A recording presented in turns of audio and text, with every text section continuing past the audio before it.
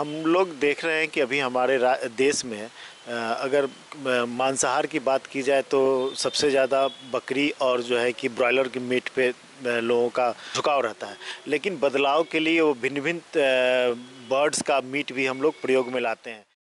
नवीन वैज्ञानिक तकनीकी जानकारी द्वारा कुक्कुट पालन एक उद्योग का रूप ले चुका है, जिससे भोजन के आवश्यक अंग प्रोटीन का उत्पादन बढ़ाने के साथ साथ आर्थिक लाभ भी होता है।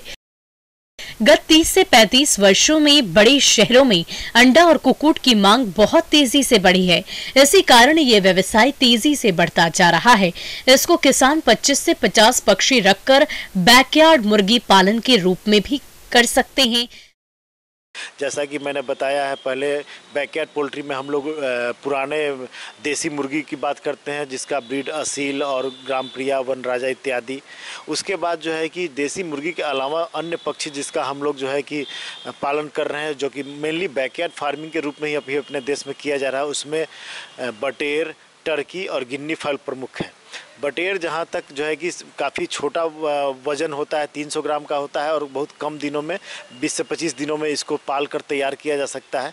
इसके लिए थोड़ा सा फार्म हाउस की आवश्यकता होती है और एक हम छोटा सा घर बना के ही इसको पाल सकते हैं, चूँकि इसको अन्य जीवों से सुरक्षा की आवश्यकता होती है। तो इसके लिए हम लोग जिस तरह से पोल्ट्री हाउस बनाते हैं उस तरह से पोल्ट्री हाउस बनाते हैं, और जो सारा कुछ हम लोग ब्रॉयलर पालने में ध्यान देते हैं वो यहाँ भी करते हैं। बटेर का अंडा कंपेरेटिवली छोटा होता है, तो अंडा ज़्यादातर उपयोग में नहीं लाया जाता है। ज़्यादातर इसको हम लोग मीट उत्पादन के लिए ही पालते हैं।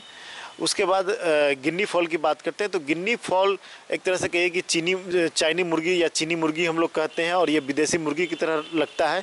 वजन में ये आम मुर्गियों से बड़ा होता है, और इसके लिए भी हम लोग एक तरह से बैकयार्ड पोल्ट्री के में ही इसको पालते हैं अपने घर के पीछे। गिनी फाउल पालन अंडे और मांस दोनों के लिए किया जाता है। 12 हफ्तों में इसका वजन 10 से 1200 ग्राम तक हो जाता है।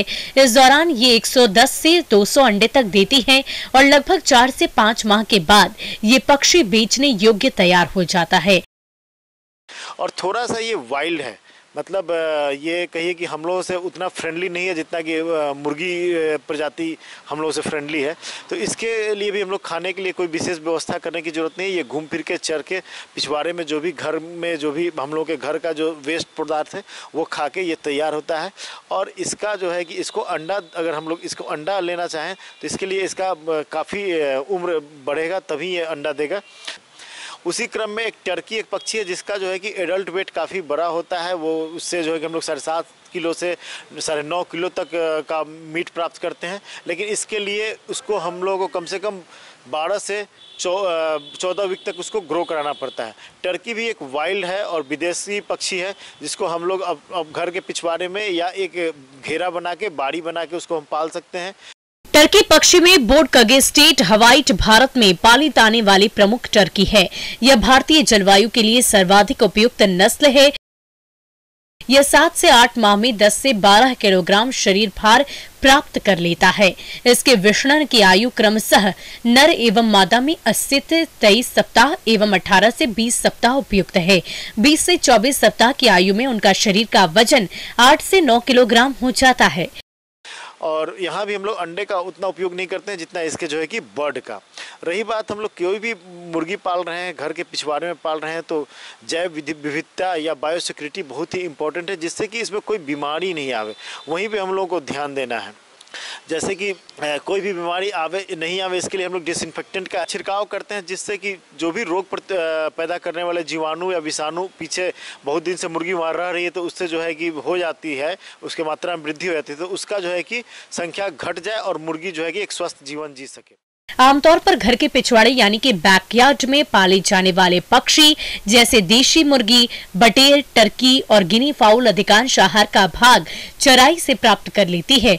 ये चराई में केचुए, छोटे कीड़े, घोंगे, दीमक, घास फूस और रसोई अवशिष्ट के पदार्थ खाती है, जिससे इसके आहार में 50% तक की बचत होती है।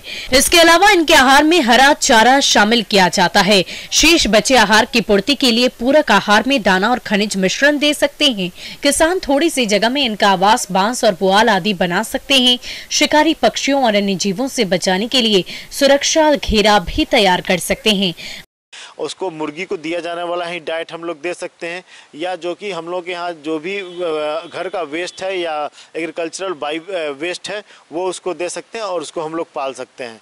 टर्की को भी हम लोग मुख्यतः मांस के लिए भी पालते हैं, इसके अंडे का सेवन हम लोग उतना नहीं करते हैं।